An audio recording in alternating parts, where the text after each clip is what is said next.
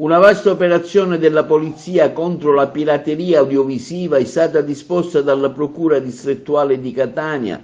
È attualmente in corso su tutto il territorio nazionale. I centri operativi sicurezza cibernetica della Polizia Postale stanno infatti eseguendo perquisizioni e sequestri su tutto il territorio nazionale nei confronti di appartenenti a un'associazione per delinquere di carattere transnazionale. L'operazione denominata Gotha ha fatto luce sul 70% di streaming illegali nazionali che coinvolge oltre 900.000 utenti con profitti di milioni di euro al mese.